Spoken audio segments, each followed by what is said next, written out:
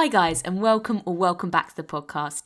I'm your host Indira, and today I'm joined by 17-year-old and Olympic semi-finalist Phoebe Gill. Phoebe's been on the podcast before, and in this episode we catch up on all things her journey to Paris, her experience at the Olympic Games, and what it's been like after. We wrap up with some questions from our listeners. Phoebe's an absolutely phenomenal individual, not only in a sporting context, but also as a person. Hope you guys enjoy, and as always, please be sure to give a rating to the show if you've been enjoying it, as it helps give credibility to the podcast so I can bring you guys the guests you want to hear from. Okay, let's get into it. Hi, Phoebe, how are you? And welcome back to the podcast. Thank you for having me back. I'm good. Yeah, no, absolutely. I think we definitely need to have a bit of a catch up. Have you had a busy day today? Yeah, I've just come back from Manchester for the National Lottery's homecoming for Team GB. So I'm pretty tired, but I've had a nice relaxation coming back home. Nice. Oh, that sounds really exciting. So, what was the event like? It was amazing, it was broadcasted. I think it's coming out tonight actually, and they just had singers there. So they had Jess Glynn there and Clean Bandit, and it was a really nice welcome home and a nice send off for the Olympic journey chapter to end. Oh, that's so nice. I feel like it is good to sort of have something to mark the occasion because, yeah, you wouldn't want something as big as the Olympics just kind of finish and Yeah, it kind of felt very sudden coming back on the train. Like I was like, oh, I can't believe this is over. And a lot of people talk about like the Olympic come down, and it kind of was like, wow, I can't believe we're back in reality already. So it was nice having that day just to give it a final goodbye. yeah, no, definitely. And that's definitely something we can talk a bit more about later on. So I guess now are you on a bit of a training break? Yeah, definitely. I mean, I think I just need a break, not only physically but mentally, because I was saying this, it's been my shortest season. I think I've only done like 6 or 7 races, but it's felt like my longest just because of how much has changed in it. And I just can't wait. I'm going on holiday next week. So to give my head a break and my body a break is going to be really beneficial. Yeah, definitely. You going anywhere nice?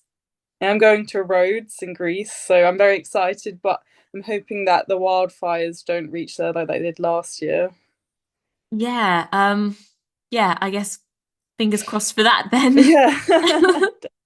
Hopefully it'll be really lovely though. Yeah. Okay, and so I think we'll just change up the format a little bit today. Going to start off with some kind of random fun questions and then go through kind of your Olympic experience, what's changed since last time we spoke, plans for the future, and then wrap off with some listener questions. Sounds So perfect. awesome. So first things first, strangest thing or ritual that you saw an athlete do while you're in the Olympic Village? Oh, that's a good question. Hmm. I would probably say that it's probably my own ritual. I think this is very common with a lot of athletes. I have a really bad thing about laces just because I like want them to feel really tight because I feel like if my spikes feel tighter, then they also feel lighter in a way. I don't know why that is.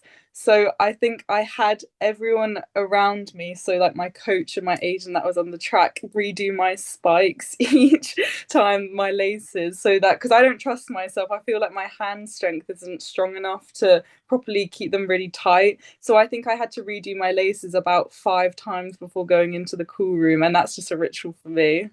Oh, I love that. No, well, someone needs to invent a lace tie machine for you. They do. Yeah, that is true. Tighter and lighter. I do feel you a bit there.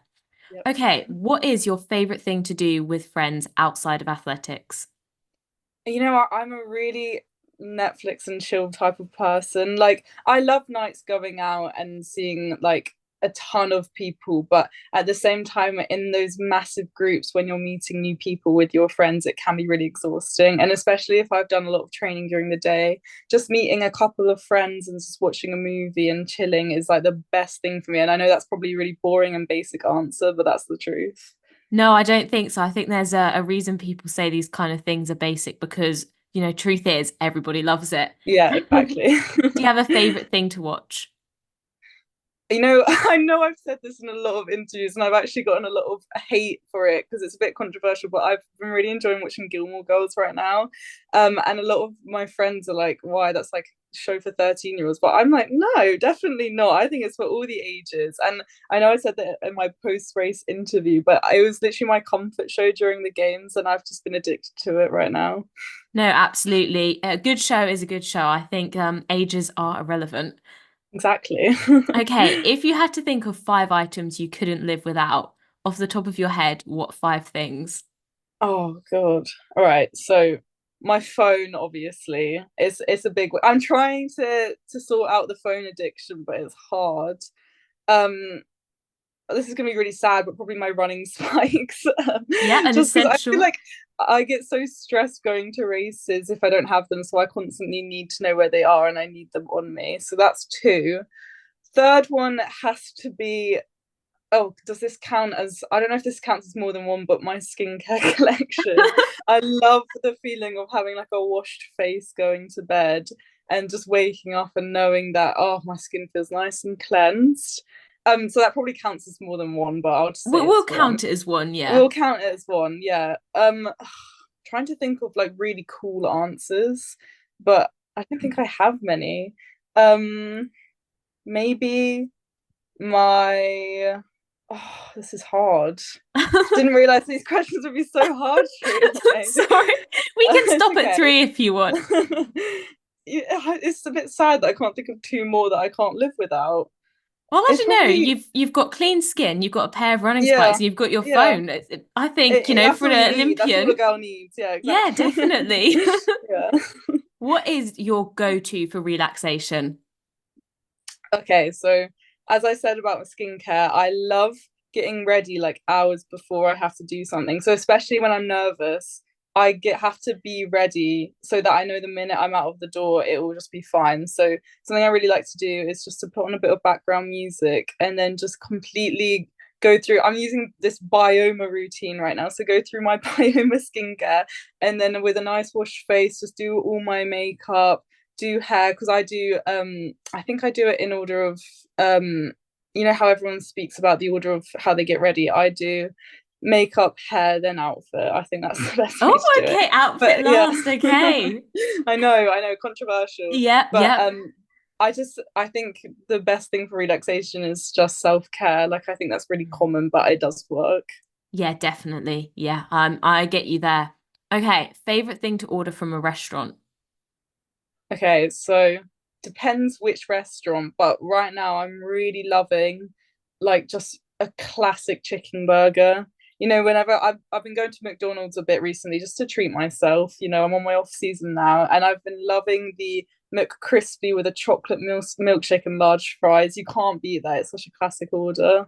Yeah, you can't go wrong with the classics. That is definitely No, true. exactly.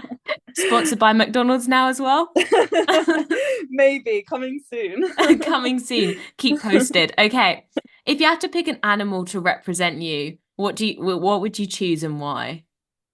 I would love to say like a dolphin because growing up, I think dolphin is my favorite animal. However, everyone describes me as a Giselle. Giselle. Yeah, I think that's how Oh you yeah, say yep, yep, it. yep, gazelle. Yeah, that's a gazelle. Because like I'm like kind of tall. I have like long legs and I run, so I feel like that's a pretty basic one. So I guess gazelle is probably the one that I'd have to associate myself with. No, I love that. Maybe you can be a gazelle, a bit of a dolphin gazelle, you know? Yes, I love that. Let's go with that then. Yeah. Okay, and finally, if you have to skip a session, which type of session would you typically skip? Oh God, I was actually speaking to this about this with Georgia Bell yesterday. We both hate 3 by 500 meters. It is an awful session. Like whether it's at 15 pace or some people do it at 8 pace, which I just don't understand why you do that. I just think the lactic really hits on that last 100 of the last five, and it's hard to get through. And I've actually been suffering with lactic quite badly this season. Like I've actually found myself throwing up after some sessions, which I've never had before. So it's been hard, and I think that 3 by 5 really hits it. But it's productive. I feel like I've had a good workout after I do that. So yeah. Yeah, that doesn't sound so great. Maybe it's time to investigate the whole bicarb Maybe. glucogel thing. Yeah, maybe. Okay, so since the last time we spoke, in case anyone isn't aware, Phoebe is now an Olympian. She's an Olympic semi-finalist over the 800 meters. She's run a 1:57 800 down from a 2:01 last time we spoke, a 4:05 in the 1500 down from a 4:11 back when we did last episode, and also your 400 53.3 down from a 54.2, and you're the British champion, British senior champion over 800 meters. You're also now Puma sponsored, and you're also a year 12 or just finished year 12, so you're going through your A levels. First things first, can you talk us through how the sponsorship came about and what led you to choose Puma?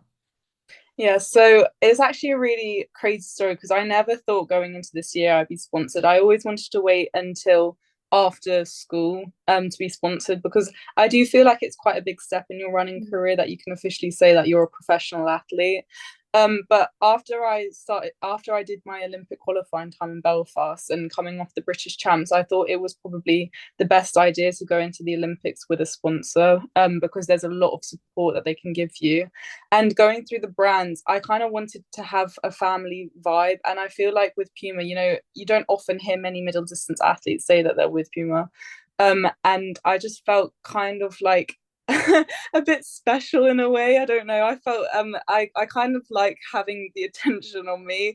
And it was nice with Puma that they could really give me that. And I just felt very lucky to be able to, sign with them and be offered different types of shoes from them and have really good support, because it is an expensive sport. Any sport is. And you want to get any type of financial help that you can get, and especially going into the Olympics, it does get a bit pricey. So it was a really, really big step, but I'm happy that I did it when I did. And I'm very happy with my choice because it is a really nice family vibe about it. And even out in Paris, each brand kind of had a house out there, and Puma House had a great vibe. I spent quite a lot of my days after my running event just by the Puma pool. So it made the Paris trip a lot easier. And it's just, I think it was a really good choice for me to have at that time, but I would have never expected it would be this year.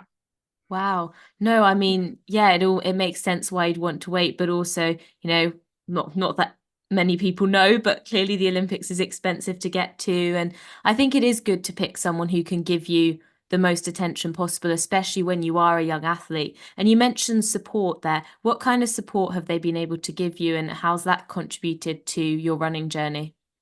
Well, obviously, in a professional contract, there's the financial end, which is very, very. I'm very, very lucky to say that it was a good contract, because I feel like a lot of athletes are struggling out there with different types of brands trying to get a decent contract that will mean that they can just be a full-time athlete rather than having to balance it with a job as well. And I think that is a big issue that needs to be spoken about more broadly. But so obviously there was the financial end for me, and then also just the kit.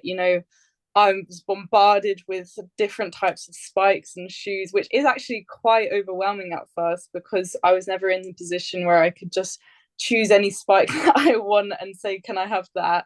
And I think it was actually quite difficult to have to find the correct spike mid-season to change into, because obviously I couldn't wear my dragonflies anymore. But luckily there was such a large range that I was able to find one that works with me. And I just think that it was the best thing that I needed at that point, because it was very stressful journey to get to the Olympics from British champs in a very tight time. So I was glad that there was a range of products that I could choose from, and great people at Puma that could give me the advice that I needed. And also, when you go into a brand, there is a family vibe, as I've mentioned, that you can reach out to other Puma athletes that have had experiences at larger events. And I formed great connections with other Puma athletes such as Lena Nielsen, who could just really share what it's like to be at that sort of event in that crowd and what it's like to be with Puma. So yeah, I was happy with how it went. Oh, that's so great to hear. It's really nice to know you've got, such a supportive brand around you. And can you reveal which spikes you ran in for your Olympics? Oh gosh, so I actually get a lot of hate for this, but I'm really bad with spike names. But I actually can't remember the names of the spikes. They were carbon plated, which is different for me because I don't normally run in carbon. But I kind of wanted to. I know it's a bit weird, but I kind of wanted to feel like what it was like to run in carbon because obviously everyone's like you run quicker in carbon, and I think they're the 400-meter spikes and they have nitro on the side, obviously, but I genuinely can't remember the name. And I'm sorry to anyone who's wanting to get a Puma spike out there, but don't come for me asking what names they are because I don't know them. No, that's all good. It's about what they can Yeah. do, not what they're called. How did you find that running in carbon then? Did you feel any different? You know what? I didn't actually feel too different from how I felt when I didn't run in carbon. I don't know if that's just because my mind was in a different place with everything else that was going on, but I think it definitely felt a bit harder on the ground, and I think I did a practice session in the spikes before going to Paris, and it was quite a bit quicker than what I'd been running in other spikes without carbon. So but I don't know if that depends on what shape I was in going into it. But I do enjoy it, and I think I'm going to continue with those spikes for the foreseeable future, unless any other better ones come to mind. No, that sounds like an excellent plan. I mean, they seem to be working for sure. Yeah. Let's talk through how this whole Olympic journey started. So, you ran that 1:57 in Belfast on the 11th of May of this year. Talk us through what happened during that race, after that race, how you felt when you realized you got that Olympic qualifier. Yeah, so I think every athlete going into their first main event race of the season is going to be extremely nervous because you want to be in a similar, if not better, shape than you were last season. And obviously, I had done different races before doing the 800, but my 800 is kind of my main competitive event and it's the one I cared most about. So going into that first 800, I was so anxious with how the result would be. But I did know that I was in a decent shape because I'd gotten my 405 and the 15, which had been a big jump for me. And I was quite shocked by that actually. And my 400s were looking all right. So I knew that it would be around the similar sort of time, if not a bit quicker. But I definitely didn't expect to break the 2-minute barrier in that race, especially because of how hectic it was before. I think it's been mentioned in different types of news articles that I was late to my race, which isn't actually true. I was on time to my race, but what happened is that I have a very specific warm-up routine like every other athlete. Like I like to get ready around 40 to 50 minutes before doing my drills, but I didn't have my watch on me and I went off to the toilet, and when I came back I thought I had about half an hour left, but I actually only had 15 minutes left, and I was freaking out. I was like, I'm gonna have to cut so many drills out. I don't want to do this race, and I was really panicking. And I think because I was panicking so much, my fight or flight response kind of kicked in a bit early, and my adrenaline was really pumping going to that line because it was a bit rushed. So when the gun went off, I was kind of raring to go in a way, and I just shot off. I was surprised with how quickly I was running. When it came around the first 400, I saw 57, and I was like, I'm going to feel the lactic burn in the last 100 because last year at English schools, in the English schools 800 final, I did a 57 first lap, and I was basically running backwards in that last 100 because of how badly my legs were burning.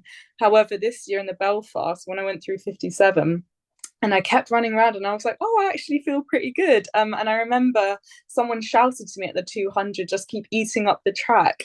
So I was like, that's what I'm going to do. I'm just going to keep eating up the track and keep running towards the finish line. And in that last 100, I felt so strong and so good. And I was really just happy to be back running in the event that I love so much.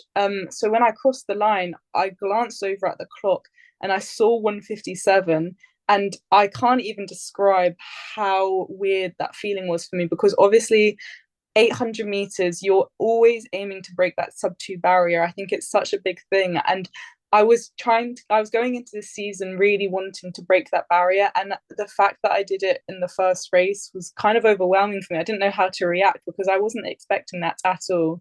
And my friends actually, we have an inside joke because in all my interviews, I just say this season's been so surreal and it's felt like a dream. But that is the only way that it's like possible for me to describe it because it didn't feel real getting that 157. And it took a while to process because right after that, I was bombarded with different types of media and press, and I had to do a BBC interview whilst I was feeling really sick because the lactic hit me at that point. And then finally, when I got on the plane back from Belfast, it all hit me, and I was just broke down crying on the plane because I was like, I can't believe I've just achieved this goal that I've had for so long. Like, what am I going to do now? And then they kept saying on the commentators that it was an Olympic qualifying time. It was like the second fastest time in the world at that point, which obviously was taken down quickly because it was still early in the season. So I think that it was just a very, very overwhelming thing for me to deal with. And I had to be in school like 2 days later. So I was very exhausted after that point and kind of didn't want to face the fact that now I was raring to go in this Olympic cycle because I didn't want to put any high expectations on myself. So yeah, to cut a long story short, it was a very incredible feeling. And I don't think I've felt that way ever before. Wow, no, that's phenomenal to hear. And, it sounds like you really underestimate yourself a little bit. Maybe, there's quite a lot more in there. And I guess post running that qualifier then, did you immediately turn your attention to targeting the British champs or formal Olympic trials? Or, how did you kind of maintain a level head and how do you refocus your season? Yeah, so I immediately sat down with my coach after running that time because obviously I had planned pre-season what I wanted to do this year. And my coach mentioned if you broke the 2 minute barrier and got through to the Olympics, would that be something that you would want to do? And I was like, well, obviously, but I don't think that I'll ever be able to be in the position to say that I could go to Paris 2024.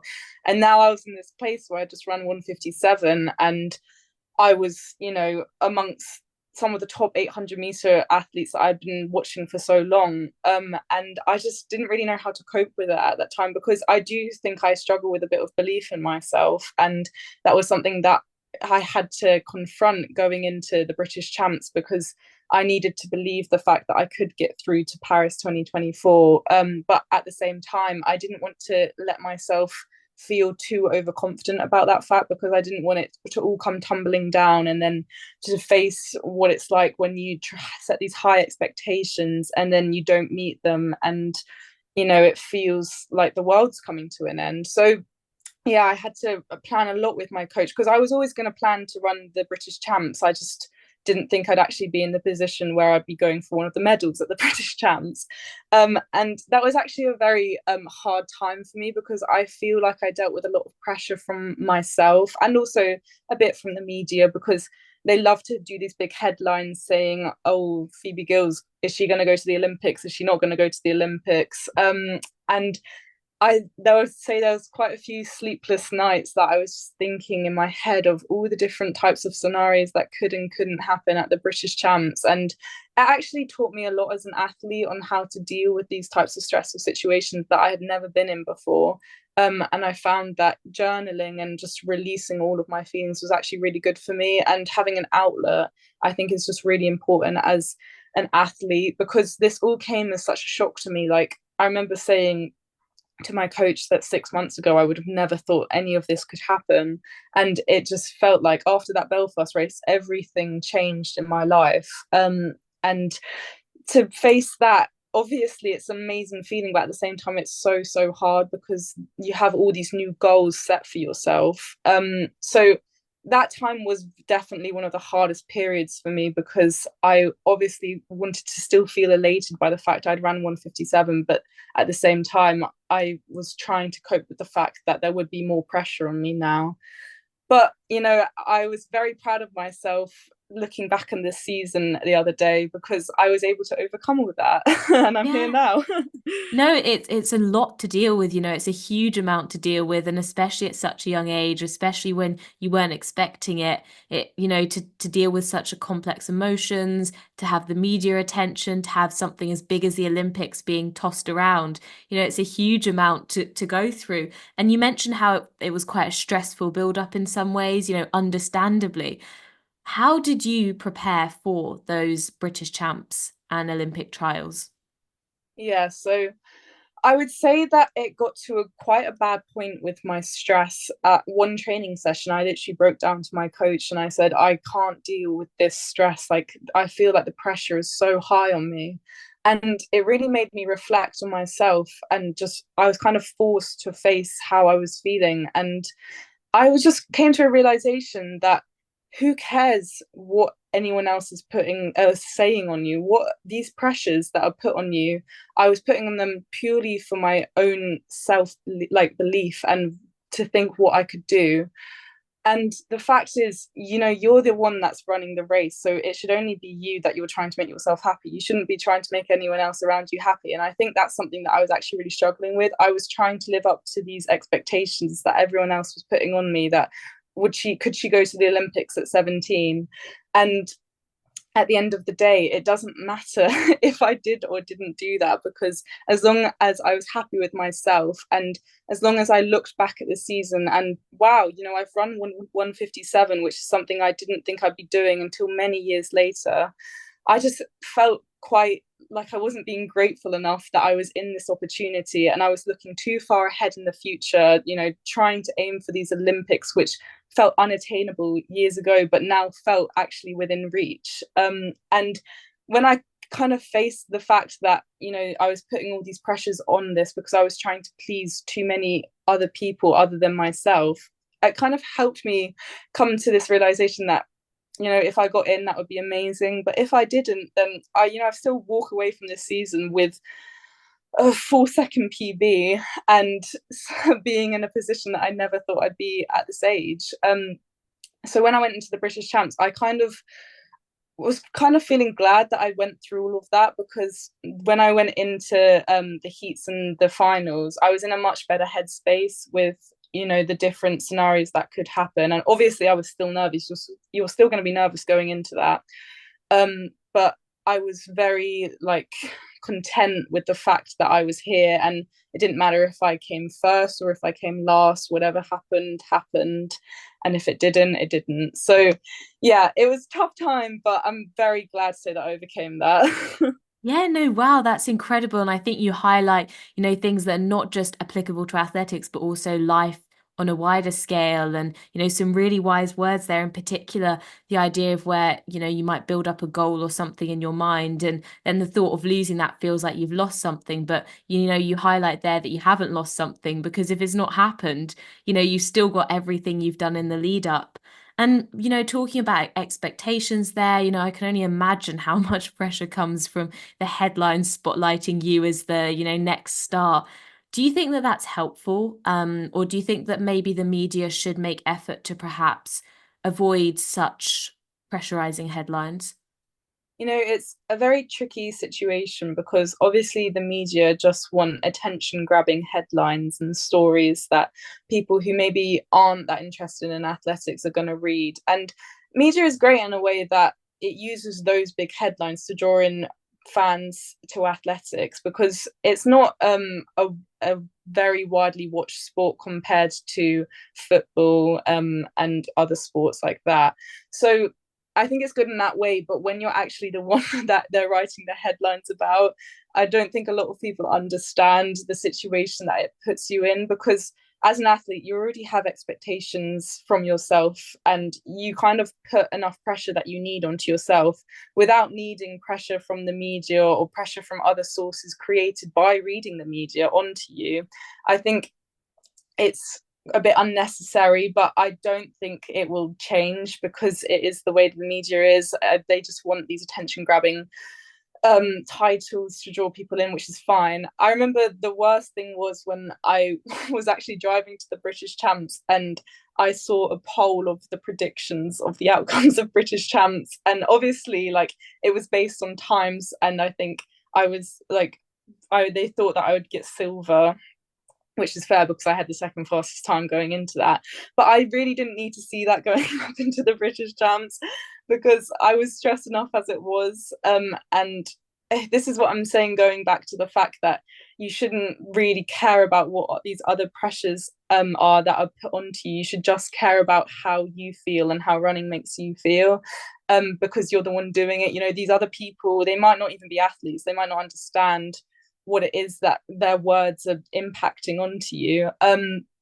But as I say, I don't think that situation will change, and it can be beneficial because it does draw in a lot of other readers.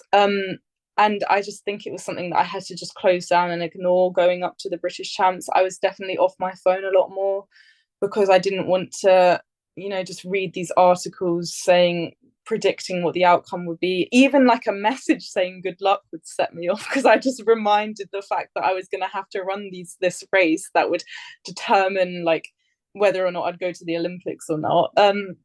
So it was hard, but I just think in that situation, because they're going to do that whatever, regardless of how you feel, you're just going to have to block it out. Yeah. No, definitely that's, the best approach you could have taken, and it worked for you. It definitely paid off. And can you talk us through that race? I mean, for anyone who didn't watch it, in the qualifier, Phoebe came through really strong. Final 100, she just ran away from the field. Talk us through your thoughts during the race, your emotions afterwards, and when you found out that you'd made that team.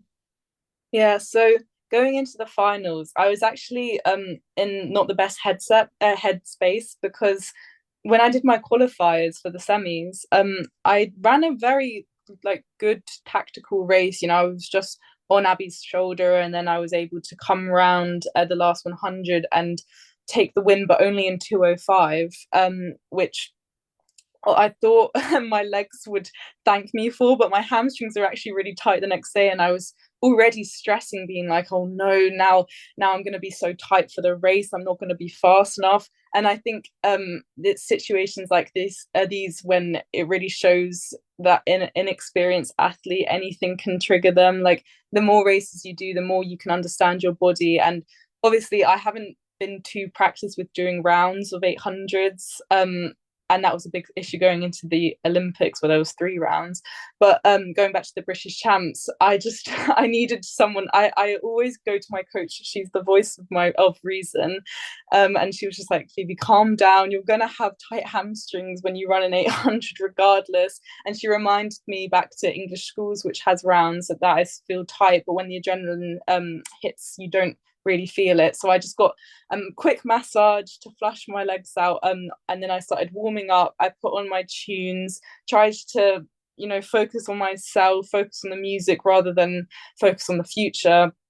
And I had a good group of people around me that know to back off when I'm doing my drills, because I'm in a certain headspace, which is hard to communicate with, because I'm the type of person, when I get nervous, I don't really speak. And then going into that start line, I feel like I was kind of in the mood that I was so fed up of being nervous that I was just so ready to run and get it over with. And I was just couldn't wait to, like, even if it went well or not, I couldn't wait to just finally set this chapter close, which I know sounds a bit hard, like sad, because I should take everything in. And of course I was taking everything in, but at the same time, I can't like express how much stress I was under, like in the nights leading up to this, which I'm sure if I do more of these sort of events will come easier. But I was very inexperienced coming to this. I've never done British champs or a senior race before. So I was very like ready for this to be over. And I think I actually didn't feel nervous on the start line. I felt almost excited to just cross that finish line and see what the result was. And then when the gun went off, I remember going off, and my plan was to kind of like stick on this shoulder of the leader, who I presumed would be Gemma. But then going into when we broke from the first 100, nobody wanted to take the lead, and I was like, oh my gosh, I'm going to have to go take the lead. And I'm a bit nervous because I don't trust myself to lead in that sort of situation, because my race before British champs in Manchester, it was a BMC.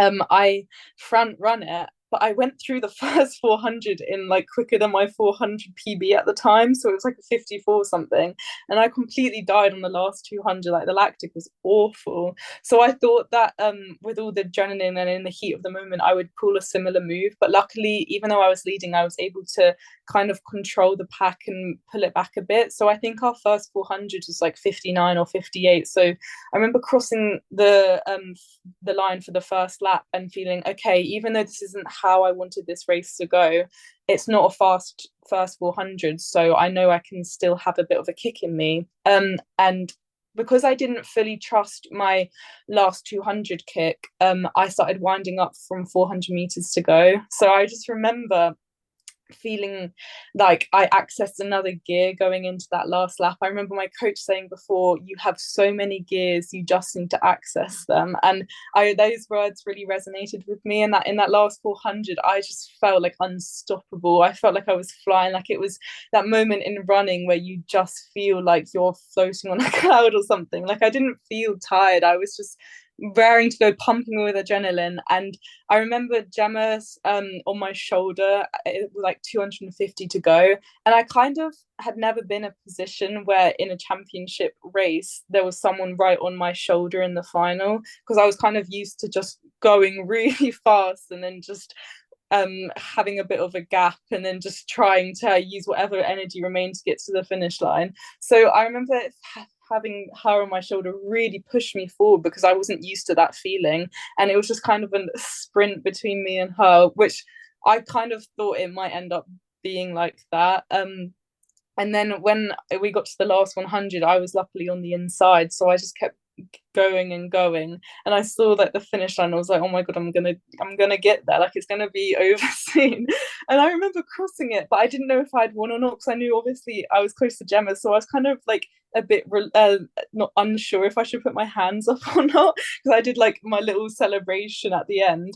And then like it was just the most amazing feeling, and it was kind of extremely surreal in the way that I thought it hadn't happened. So I thought I was on the line having to run it again for some reason. And I just remember giving Gemma the biggest hug, and the announcer was like, you're going to the Olympics. And I was so overcome with this emotion, because it's every young athlete's dream to say that they've been to an Olympics and that they've competed at the highest level of their sport. And I just remember looking out into the crowd, and I saw one of my teammates from my club, and he was like, let's go. And I just screamed back, let's go. And I was so, so happy in that moment. And I went over to one of my friends in the sport that was standing on the track, and I just gave her the biggest hug. And it was one of the purest and happiest moments I've ever felt in the sport. And I was just buzzing for like days after that race, because like who wouldn't be? Like it's indescribable.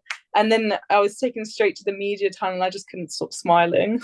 Oh, that's honestly so nice to hear. You watch it on TV and it's like, oh, that's amazing. But to know that it meant so much to you, and, especially when you're dealing with so much stress and pressure, it's so nice to see it have a happy ending. And so, to close on the qualifiers before we move on to the actual Olympic experience itself, what did you do to celebrate after finding out you qualified for the Olympics? It was very classic athlete celebration, but I went straight to McDonald's with my friends. We got a drive-through McDonald's order. I had what I said before. I had my McCrispy, my chocolate milkshake, my large fries, and I remember, because my friend was staying over with me, actually, we were in my bedroom watching challenges, and bless her, she was so tired, she fell asleep, but I just couldn't sleep. I was just on my phone, like watching all these different photos, watching videos, because I kept rewatching my race to try and relive that feeling like over and over again. And then my cousin, she made me an Olympic rings necklace. Oh, wow. But she made it before I had actually qualified. So she was being a bit risky, and kind of counting on the fact that I would get through. And she gave it to me, and I just remember I kept like holding it, and I kept touching it.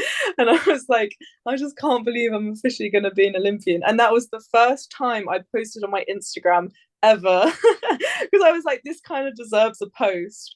So yeah, it was just the most amazing night, and I genuinely, it has to be up there, one of like the happiest I've ever felt.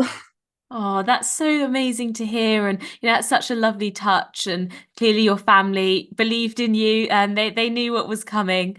Okay. And so for the Olympics, First of all, talk us through how you targeted and trained in the lead up for the Olympics and, if you changed anything. I kind of kept everything the same because my 800 training was already being largely implemented into my normal schedule. But I kind of had this like brief moment with my coach, was like, I want to ramp everything up. I want to be in like really amazing shape before the Olympics. And she was like, Phoebe, calm down. You're already in great shape. Like, there's not much that we can do to change this right now. You just have to trust yourself because you're still like peaking, you're still going through the races. It's fine. And I was like, okay, fine, it's fine. So I was just doing like my specific sessions. But in the lead up to the Olympics, I genuinely felt like in such good shape. And I feel like that's because a lot of stress on my body kind of like relieved after the British champs. And because going into the Olympics, I actually didn't feel that nervous because I felt like the hard work was done. Like nobody was expecting me to go out there and win gold. So I just, it was my first Olympics. I just wanted to go there, see if I could get through any rounds. And yeah, it was a very good time in my life actually, because I was still on cloud nine from the British champs, and I was getting ready to be able to finally call myself an Olympian. And yeah, so nothing changed. Like I kept everything the same until the very last minute. Yeah. Yeah. No, that's so great to hear. It's so nice that after so much stress, so much pressure, you were able to enjoy that journey leading up to it. And I suppose people are probably wondering, what makes an Olympian? Can you give us a quick run through maybe some of the key sessions that you do in a week, or roughly what your training schedule was looking like in this build up? Yeah, so a lot of people ask me like how have you like dropped your time so much this year? And I genuinely like I didn't really have an answer for them, but then I kind of looked back, and I've been very lucky in sixth form that I have these free periods. So I've not increased my training too much, but I've been able to like do double days now, because now I can like go for a swim in one of my free periods, or I can go to the gym and still be able to, revise after school and then maybe go to the track a bit later. But I'd say this year my week of the Olympian, I guess, has looked like on Mondays I do like an hour swim session and then an hour gym, and then Tuesday's my track session. I don't really like doing double days on track because I kind of just like focus on the track session. And I suffer a lot with like my breathing on the track. If I like get too stressed, or I suffer a lot with pollen induced asthma attacks actually. So I kind of like being well rested before going into my training session. And then on Wednesdays I used to do like swim and gym, but in the summer I was doing these drill sessions, so like hurdle drills and things like that, and then going to the gym. And then on Thursdays another track session. Friday always my rest day. Like I think it's the perfect day to have a rest. Then Saturdays, my coach implemented these new like Saturday morning track sessions, so they were focused on speed and kind of like lactic speed, and those were the sessions that I felt myself throwing off after. Like that was awful, but they were actually, I think they were a really good part of it, because I only really did tempo on Saturdays. I never really did an extra like proper track session. But I do think that really helped my 800. And then on Sundays I did do long runs, but I kept getting like injured. I kept getting shin splints, so I started to do like a lot of cross training. So I would do like an hour on like the elliptical, or like an hour aqua jog or something like that. But sometimes I would still do a long run. And yeah, that was just a week of training basically. And also another thing that's really helped me improve this year is I've been very, very I would say good, but like I don't really know if that's the right word to say, but I've been like really focused on my nutrition. Like I have a really good nutritionist, because obviously the last time we spoke on this podcast, I was talking about REDS, and how I suffered with REDS for I lost my period for 2 years from being in an energy imbalance. So this year I've been so much better with fueling myself with the right foods and fueling myself enough and I've seen regular cycles and not not any symptoms of reds basically, which is probably a first for me. So I do think that's really helped my performance this year, and that's been one of like the biggest, if not like the biggest factor in like my journey to become an Olympian.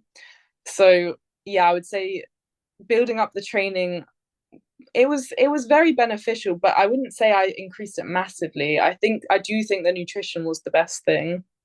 Yeah, no, that's so interesting to hear. Firstly, that's amazing that you've got yourself in that place and you're able to start really reaching your full potential or working towards it. And I think so many people find that really inspiring and useful to hear because it, as you spoke about before, is something that does affect so many people.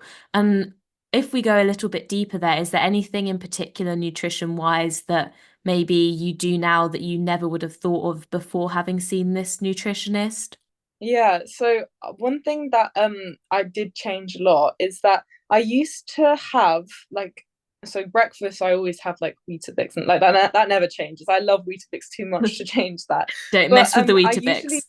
no, I used to have like just like a sandwich or something at lunch, and then I save my bigger meal for like dinner. But now I have like two big meals. So I have one large meal, like say pasta or something at lunch, and then one large meal at dinner. Because I don't think we actually realize how much we like how many calories we burn as athletes. Like you might not realize it at all, but it's so easy to like get in an energy imbalance and find yourself struggling with some of the symptoms of reds, and it has a really big impact on your performance. And another thing that I my nutritionist kind of pounded into me was regularly taking my iron supplements and vitamin D, because I am anemic, and I think I was actually quite bad with taking my iron tablets because I suffered like quite a lot of the symptoms of taking, harsh iron tablets. You can have IBS from it, and just find your stomach is in so much pain running. And so my nutritionist kind of introduced me to, you don't have to take your iron supplement every day, you can kind of take it every other day, so and still get the same benefits, if not more. So I would take my iron supplements on the days that I didn't have running, because before I kind of would take them before I run, and then I would just get like these awful stomach pains, and then wouldn't want to take them. So I kind of just stopped taking them, which is obviously not the right approach to it at all. So I'm very grateful to my nutritionist this year. Like she's been amazing, and I'm definitely going to stick with her because she's taught me so much. Yeah, no, it definitely sounds like it. And it's really interesting the points you raise around iron tablets. That's probably something I'm sure a lot of people listening in a similar position, maybe they want to investigate something like that. And it's so true about sort of the sandwich situation. I know I was the same. You kind of grow up, maybe unsporty family members. It's Yeah. like, a sandwich for lunch and then another meal. But it really is so many calories that you burn as an athlete. And, if you're eating the same as non-athletes, you're probably not eating enough. Yeah. Okay. And so let's go into Paris now. Talk us through your journey to Paris, your first impressions when you reached the Olympic Village. Yeah, so I left to Paris like not with everyone else. Everyone else went to a holding camp, but I was still at school, so I couldn't actually go to the holding camp, which I was really bummed out about because it sounded like a great time. And also they didn't want me to go because I'm under 18, and they had to have like two chaperones looking at me, watching me.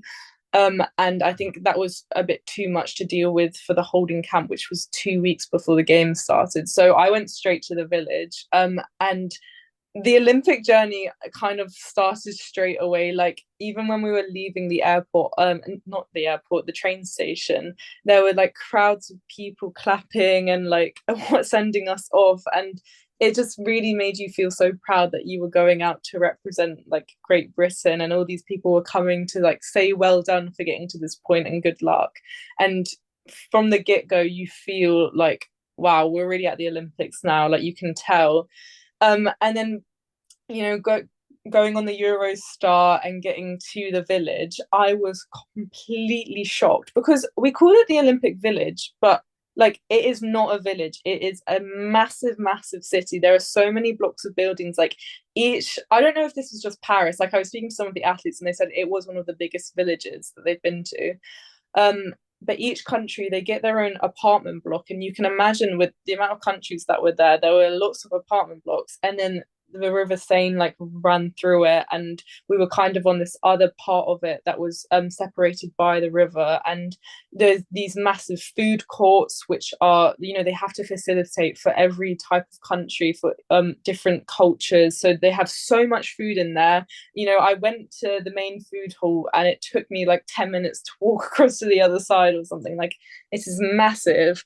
And it is quite an overwhelming thing that I don't think many athletes actually talk about going into the village, because I think, especially if you're a first time Olympian, you can get very carried away with exploring different parts of the village because they have so much to offer. Like, they had shops, they had like salons, you could get your nails done, you could get your hair done, which was always booked. So unfortunately, I was not able to get my hair done, which I was really annoyed about. But it is like a big problem that a lot of first time Olympians face, that you can spend too much time on your feet before your first race because you're just exploring the village like too much and you don't even realize how many steps you're taking. Plus, it's very hot. So it was kind of sad, but I have to admit, I did spend a lot of time indoors before my heats, like a lot of other athletes, because you're really just not wanting to get too tired. And it is a shame because you want to explore this amazing village that you don't know if you'll have the opportunity to see again. But it's something that you have to do if you want to be able to like perform well. And I just remember, because my only other experience of an international competition is the Youth Commonwealth Games, which we spoke about in our last podcast. And it was very different feeling because obviously we're dealing now with senior athletes that are older and they can just wander through the village as they want. They can leave if they want, go to Paris, explore. Whereas in the Youth Commonwealth Games, we were all confined to this one building that we couldn't leave. It was very, very tight on rules. So it was very weird seeing just all these older athletes walk around doing whatever they want. And obviously, I wasn't in the same position because I was like chaperone because I was under 18 and I couldn't just leave if I wanted to. Like, they had to know where I was. And a lot of athletes, we were kind of like, they were very independent. Like, in the Youth Commonwealth Games, we always kind of sat together and had the same meal times, but each athlete, they have their own prep, they eat at their own different times. So it is actually a very individual environment. I feel like leading up to the heats and, your different types of events, which kind of changes after everyone's competed, like it's more of a together environment. But I would say, like, the first couple of days, especially leading up to when the athletics event started, it got a bit like tense because everyone's in their own headspace. Everyone, like including me, I was obviously so nervous because I was about to compete in front of thousands of people and I didn't know what to expect. And I feel like that is something that you have to get used to, that sort of tense environment, because obviously you want to be having fun whilst you're there, but you are competing at the same time. Like, it's gonna be a bit more like nerve-wracking. You're going to feel like you are about to compete. So I would say that I didn't really expect that going into it. And I was just kind of in my room being like, what am I doing? Like, I should be exploring. I'm here at the Olympics. But obviously I've been told by so many people, just don't spend too much time on your feet. And I am glad that I did that because I can see how easy it was to get carried away. And then going into the heats, I just remember, like, I was driving up in this minibus. It was me, Steve Vernon, who was the endurance coach there, Keely Hodgkinson, and then her coach Trevor Painter. And obviously those three, they all know what's going on. Like, they're all well relaxed, especially Keely. Like, this was the heat, so she knew what was going on. Like, she's a very experienced athlete and she's very cool about everything that's going on. Whereas I was just sitting on the bus, like looking at the floor, just like trying not to shake from my nerves because I knew that I was about to run in front of so many people, and I've obviously never run in front of that crowd, because I think my biggest race before going into the Olympics was British champs, and you could not compare British champs to the crowd at the Olympics. And I think that was definitely hard to get my head around, especially, going into the warm-up track and seeing the stadium. Like, the warm-up track was right next to the stadium, and you kind of had to just look at the stadium whilst you were warming up. And it kind of forced you to face the fact that you were about to run in this massive building with so many people. And I think that it is very easy in that sort of environment to get overstressed and kind of overstimulated by everything that's going on around you, because it's kind of like being in a cool room constantly. Like every athlete is nervous, they're all there, they're all about to compete, they're all doing their own warm-ups, and I kind of had to take myself aside to a separate room because I got there a bit early, so it wasn't my time to warm up yet. And I just had to take myself off, listen to my own music, just close my eyes and try and calm down a bit. And then when the time came to like go to the cool room, I had it in my mind that I cannot do those repechage rounds. Like, I don't know why they introduced those repechage rounds. I think it's genuinely just to stress out the athletes. I know they're probably good to watch, but I think in the back of every athlete's mind was just the fear of having to do that extra round, because you would be tired than any other athlete if you got through to the semis from the repechage. And it was just in the back of your mind constantly. So I was just sitting in the core and being like, please run fast enough to qualify, please don't go to the repechage. And I was trying not to get intimidated by all these older women that were more experienced than me, that knew what was going on. I was kind of trying to act like, oh yeah, I've done this before, I know what's going on. I didn't want them to see that I was nervous, which is kind of hard to do. And it was very like felt very quick, like the process of going to the cool room and then going to the track. But it actually took like half an hour. Like, they took us underneath the stadium, we had to wait there, they had cameras everywhere, which I wasn't used to. Like, there was one camera focused on me and I was like, do I look at it, do I not, like, do I look at the floor? And I just remember like not speaking to anyone, and I was feeling like sick to my stomach. I was like, why are they keeping us underneath the stadium? I just want to go out and see what it's like and run.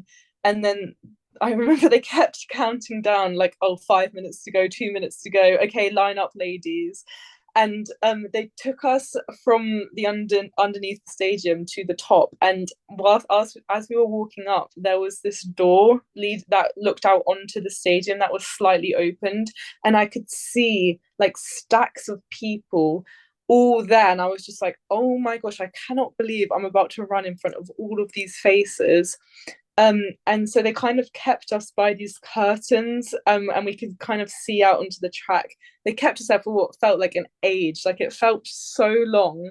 And then finally they called us out. We all did a stride to the warm-up line, but I didn't want to stride too far because I didn't want to tie myself up. And I remember when they had all the cameras, they did a little shot of me, and I looked up at the big screen and I saw myself, and I was like, I cannot believe that I'm here. And I just looked at myself and I genuinely started tearing up, and I was like, you cannot cry before you're about to do a race. Like, you can't break down, you have to pull yourself together. um and I didn't really even like look at the crowd, like I didn't want to get psyched out before. So then the gun went off, we were doing our race, we were doing our thing. I remember feeling like, oh my gosh, I this is so like different to how I'm used to running, because I was literally on the outside. Like, I'm always used to being on the inside, being a bit in front. But no, I was like I think I was really close to the back at one point. All of these girls had these different tactics that I wasn't used to. And there was a point, I think we were approaching the 600-meter mark and we had 200 meters left, and I was in fourth, and I was like, oh my gosh, I'm going to have to run the repechage. I'm going to have to do the thing that I've been so scared about doing. But then I finally saw that one of the Kenyan girls, she was tiring off, and I was like, okay, I can overtake her, I can get to third. And then I crossed that line, but it was so close, and I was like, you've done it, like, you've made the semi-finals. And I think that was probably one of my highlights of the games, just being able to appreciate the fact that I've done this round with no experience, like I didn't know what to expect. And then that is at the point that I could finally take in this whole atmosphere and all of these people. I could just watch the crowd and not feel nervous because I've already raced. And then, immediately when you're so tired, like I ran 1:58 and I've never had to run that for a heat. I was like, wow, this reminds me that I'm at the Olympics now. It's not anything that I'm used to. Like, this is the real stuff. They take you immediately to the media tunnel and you're bombarded by all of these different medias, and you can't really control like how you act. Like, I remember I just kept waffling on about like Gilmore Girls, and I was like, why am I talking about this so much? But because you're on so much adrenaline and you're such, like, even now I'm probably talking so much just because I'm reliving it and I'm on such a high because the adrenaline's kind of kicking in.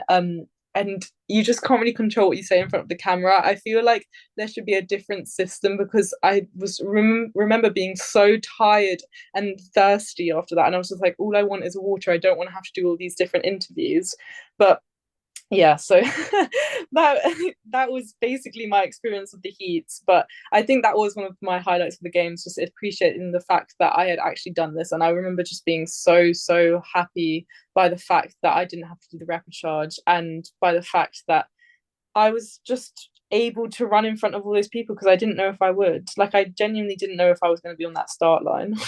Yeah, I mean, wow, there's so much to unpack here, but firstly, it definitely is so much more than what we're shown on TV. You know, you just pop out even from how much is going on in the Olympic Village, trying to navigate your way through a senior competition where everything's different, and there's so much going on. You've got massive crowds, all the emotions, you know, you can't really practice the Olympics too many times. And No.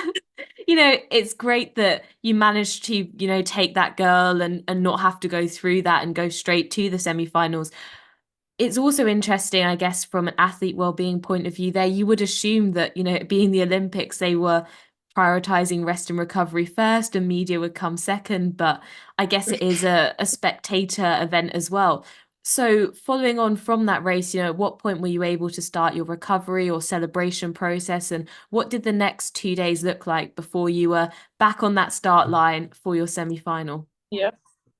Yeah, so once we got through this tunnel, I think I'd done like 7 interviews by that point, and I was just like, oh, I really need to get, my Yazoo and my Nature Valley bar in. Those are my classic post-race fueling products.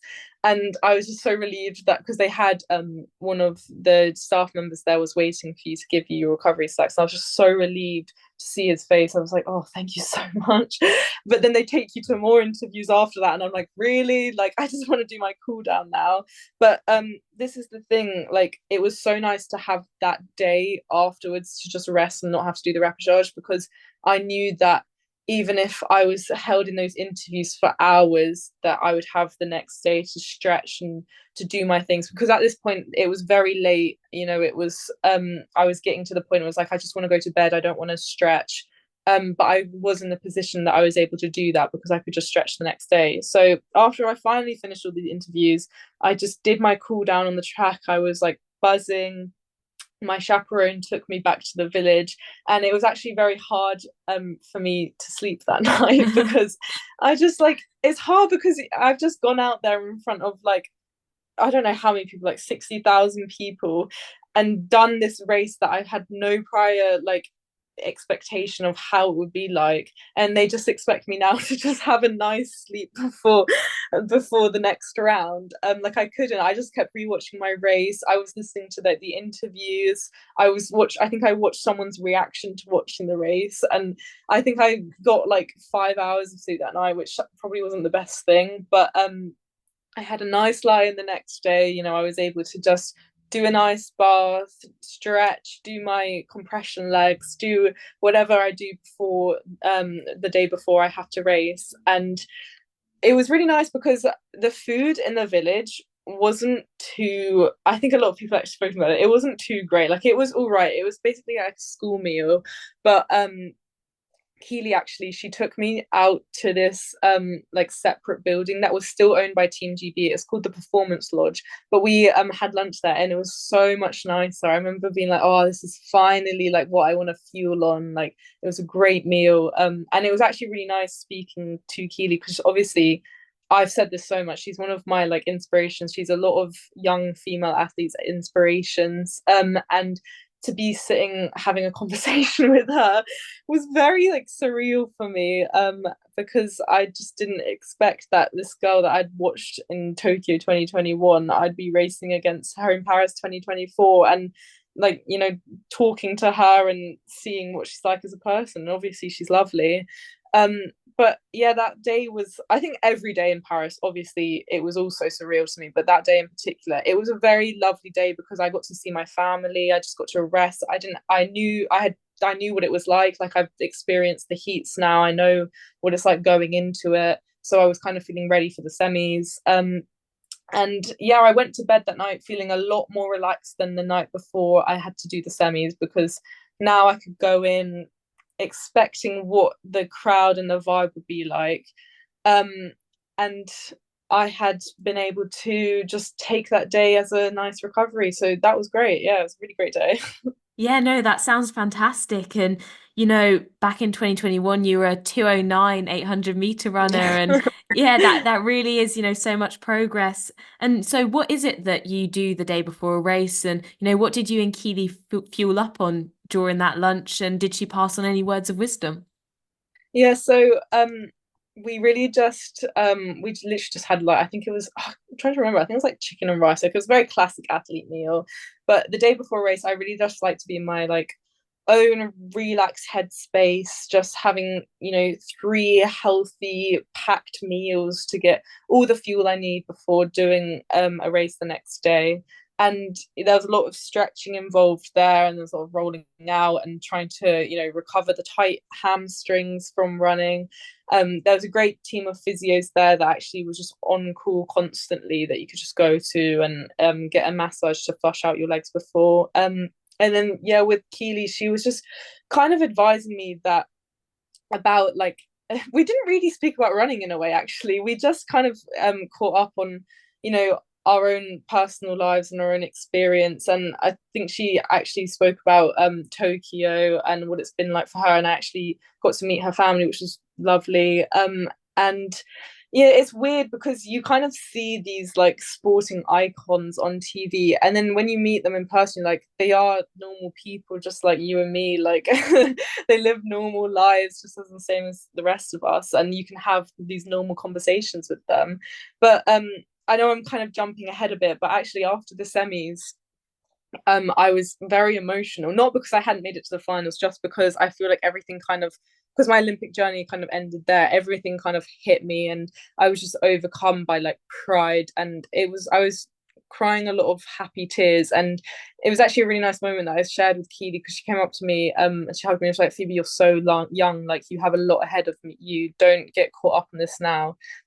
And it was just nice to hear that, because obviously I wasn't upset, but I obviously wanted to go to the finals like anyone in my situation would have. And I kind of left the semis feeling very content with myself, because, like, it's true that I've gone to my first Olympics not knowing what to expect, and getting to the semis finals, getting through just one round, like, I that's all I could ask for. Like, because it's, you never know what it's going to be like being in that type of situation. You don't know how you're going to react.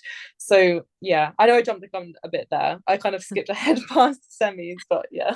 Yeah, no, not at all. And I love how you're referring to yourself as a normal person when, in reality you will now be the idol and that person on TV for so many other people out there and, future stars, I'm sure. And yeah, so I suppose we've prepped into the semi. Do you want to talk us through any reflections you had and your thought process during that semi-final? Yeah, Um, yeah, definitely. So going into that semis, I knew that it was going to be fast. Like, I'd seen everyone who was in my semi, I'd seen their times. I think I had the fourth fastest PB, which actually ended up, because I came fourth, and that's like, I think it ended up being kind of right. Um, but going into that, I was so much on cloud nine. I kind of thought that I could just be faced with anything, and that I'd run a really quick time, and that the Olympics would bring out the best shape of my life. Like, I'd run my best race ever. Obviously, it wasn't that. And I think I probably wasn't in the best like headspace going into that. Not because I was like upset or anything, but I don't think I really had the belief in myself, because I kept telling myself, Phoebe, you're going to run really quick in that. But I think at the back of my mind, there was this nagging that it was going to be too hard for me. And I don't like admitting that, but that is the truth. Like, I kind of almost had this expectation that I wouldn't get through. And obviously, as an athlete, you always want to have the belief that you're going to, achieve and break through the next barrier. And I was a bit annoyed with myself that I was thinking that. But I'm being honest here, like, this is on reflection. I was genuinely thinking that, and I should have had more belief in myself going into that. But at the same time, I wasn't really that nervous going into it, because I didn't care too much if I had gotten through or not, which I know is probably not the best mindset to be in. Like, I should always care, like, about getting through and trying to achieve the best, like go for goal basically. But I was so content with getting through the heats. Like I kind of felt like that was the final. Like I felt like the heats were the final because of how I felt after it, like the adrenaline that I felt, the amount of, pride that I had in myself after that. I genuinely felt like I had finished. Like I felt like that was the final. So I think that is definitely a lesson to learn for my next, like hopefully my next championship race, is that I don't want to be content until like I get to the point that I really am aiming for, and I need to have more belief in myself, because I don't think I had enough belief in myself at the semis. And when we got to the start line, and the gun went off, I was on the outside again. I just couldn't find a way to get on the inside lane with these girls. Like they all knew what they were doing. And I remember, we went through the first lap, and I think it was a 57 again or something. And it just felt like, it was like, I just can't get to these inside. Like I felt like everyone was in a better position than I was, which probably isn't true. But at the time, I was like, gosh, I'm running like extra. Like I'm gonna be more tired. And then we got to like the last 200, and everyone was sprinting, and I was like, come on, Phoebe, kick, like you can do this. And then I think I had a realization at like 60 meters to go that I wasn't going to get through.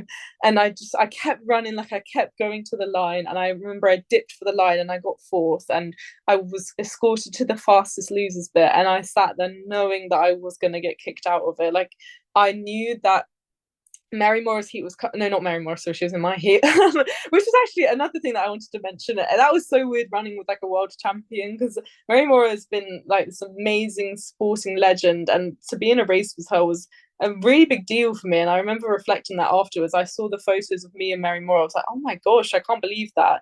What I meant to say was I knew that Gemma and Keely's heat were coming up next, and I knew that it was going to be quick. So I was there like sitting, knowing, kind of expecting the result of the next heat, that I would be kicked out of the zone. But I felt so like content with my situation. Obviously, I wanted to go to the final. Like I said going into the Olympics, that I wanted to get through as many rounds as I could, and I wanted to walk away with a PB like anyone would. Like I kind of thought that the crowds would bring out like this amazing PB for me, but sometimes it doesn't go that way. And I wasn't in a good position in that race. I was on the outside. I should have tried to cut into the inside, but a race can go like that. You have your ups and downs in this sport, and you have to reflect and try and bring out the positives of each race that you aren't the happiest with. And when I got kicked out of that fastest losers bit, I just remember hugging the girl and being like, I can't believe this is over. Like I can't believe my Olympic journey since British champs. I've been working up all the way to this moment, and I kind of didn't believe it for these past couple of weeks that I would actually be running in it. The fact that it was over was kind of very overwhelming for me, because it had been all this build up of these emotions, and now it was finally coming to a close, and my season came to a close. And I think that's when I was really overcome with emotion of just everything from this past year, like running 157, winning the British champs, like qualifying.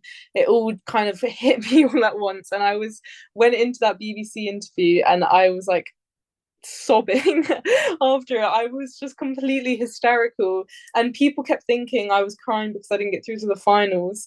And I was just like, no, I'm so happy. Like I'm so proud of myself. And I think I said in one of my interviews, when I was getting really, really like emotional, I was like, I don't care if people think I'm being arrogant. I'm so proud of myself. And I just kept saying that because it is such a hard thing that not many people are able to relate to. Going into that environment is so difficult, and you never know how you're going to react in it. So the fact that it had all finished, and that I had done it, like I hadn't backed out, which is definitely a thought that crosses your mind in that situation, if you're actually going to run it or not. The fact that I had actually gotten through one one round, I was just so content, because I felt like I'd fought for this, I'd earned my place in that team, I'd proven that I deserved to be there. And that was when it really hit me, and that's when it all came out. Yeah, no, I mean, absolutely. And, that's so great to hear because proud, content, happy you should be. It's your first Olympics. You gave it an amazing effort. And yeah, I mean, in that semi-final, you were practically in lane three. Who knows? Maybe you did run an 800 PB. You might have run 820 meters.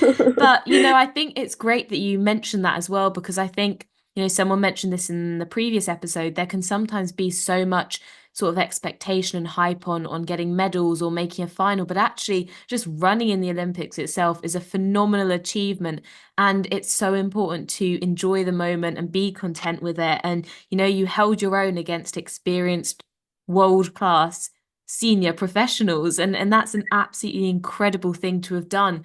And yeah, bit conscious of time, so one question and then we'll move on to the listener questions. That Olympic come down, that realization, you've been building for one moment and at such a young age, and now it's kind of stopped suddenly. How's the past week or 2 weeks been for you?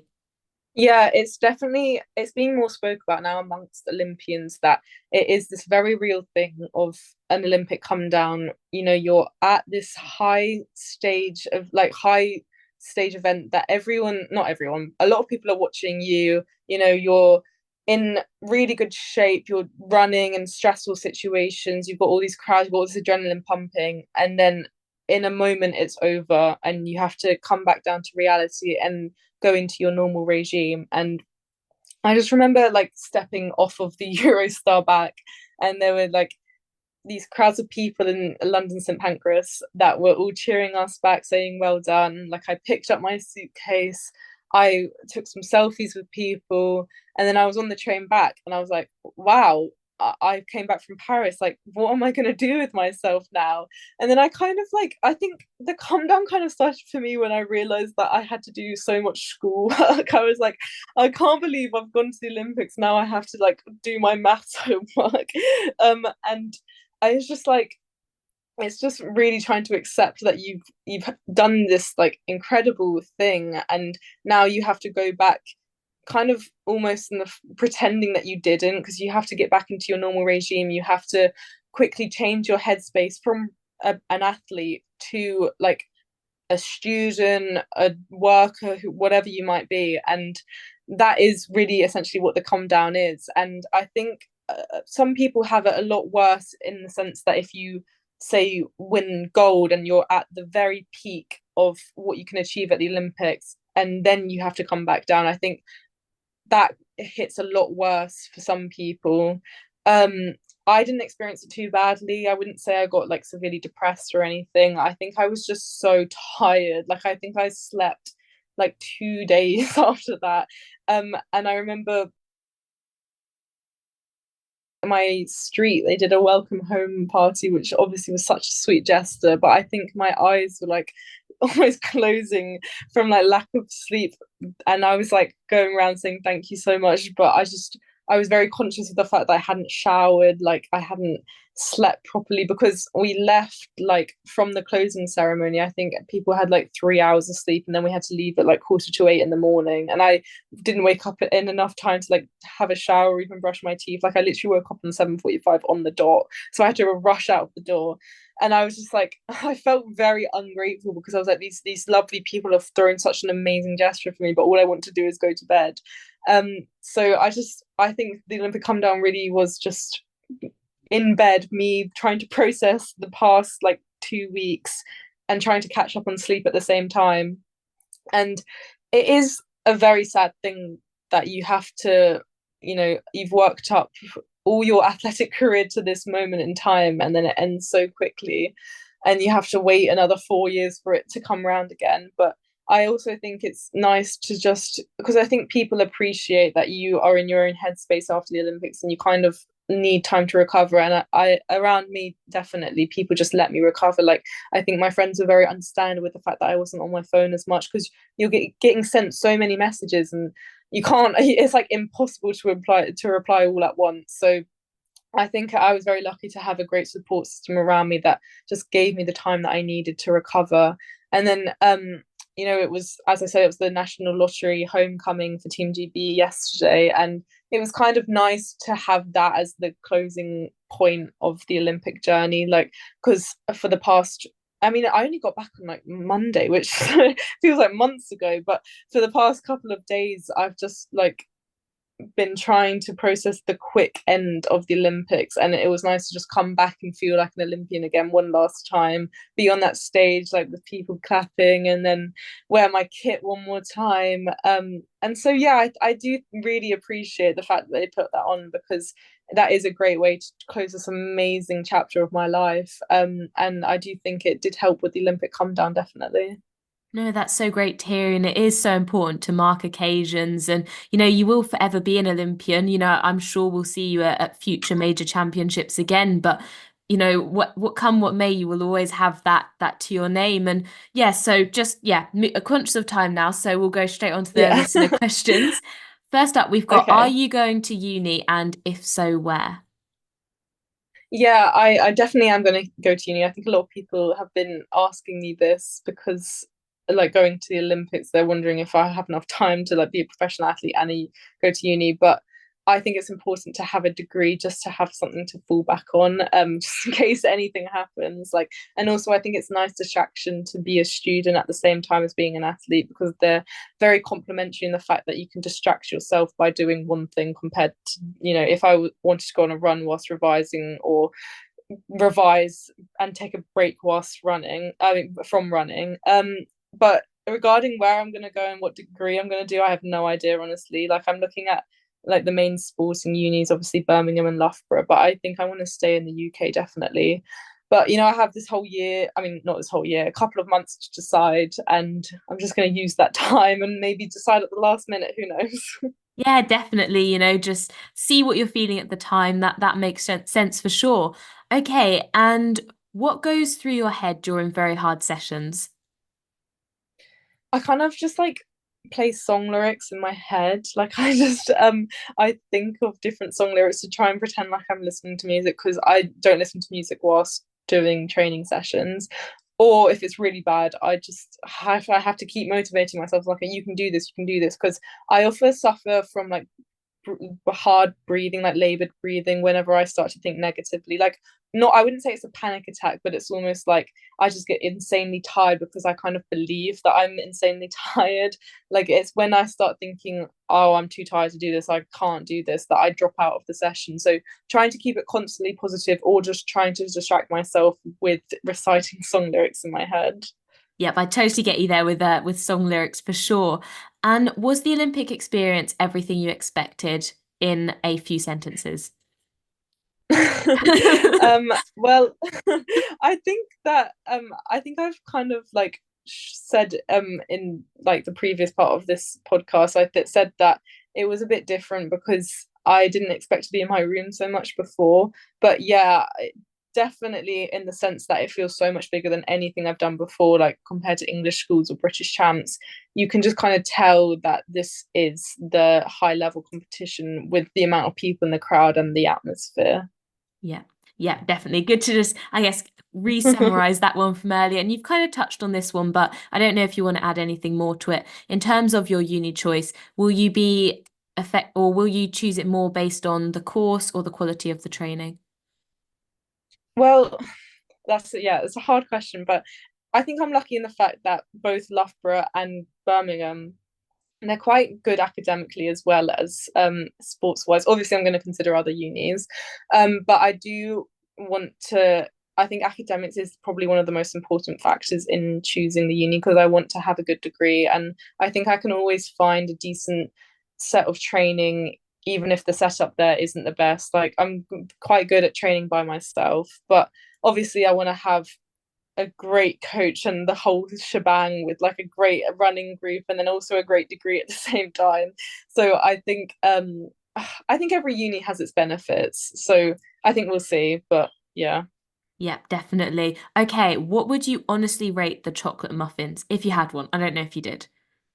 I did. It was all right. I don't understand why it was so overhyped. It kind of tasted like the same chocolate muffin I had at my school. Like, it was gooey on the inside. I don't know. It was really overhyped. But it was nice. Yeah, it's funny how these kind of things can suddenly go viral and become a thing that everyone's talking about. But I guess if you want to try one of those muffins, get yourself down to a school canteen, guys. Okay, and next up we've got goals for the 2028 Olympics.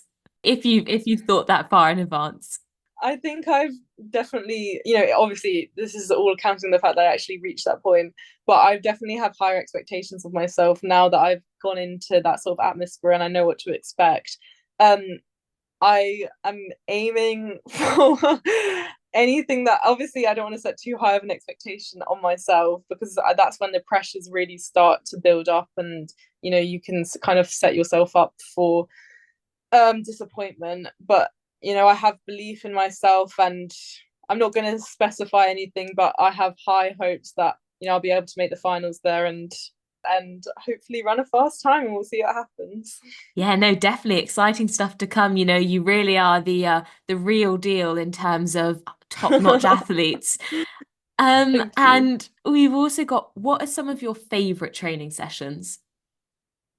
I think I've always said this, but I do love a classic 300, 300, 200 before a men 800 race, just all at 8 pace. It really gives you a good indication of where you're at in your training and what sort of time you'll run at the 800s. I also have really been loving this season 400 differentials when the second 200 is faster than the first 200. That is actually a session that I threw up. Both of those sessions actually are sessions that I've thrown up after doing. So it really shows that the lactic hits sometimes in those sessions, but you feel very like you've had a productive day afterwards. Yeah, definitely. And what sort of times would you typically run for those splits?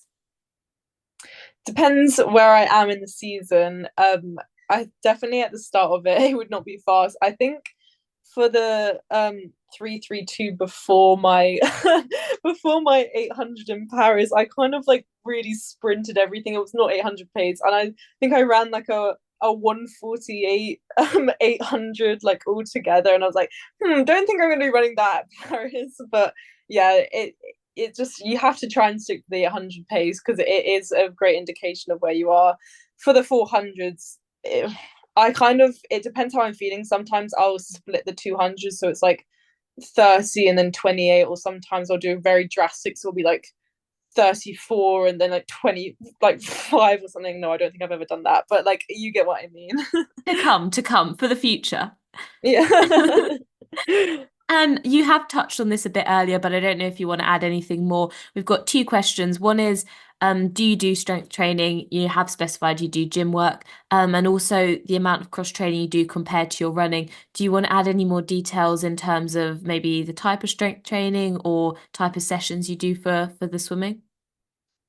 Yeah, so I cross train in the sense that I do swimming, and then sometimes, as I mentioned on Sunday, I'll do like an elliptical session or aqua jogging, which I actually was found really helpful as I've been suffering a lot with shin splints this year.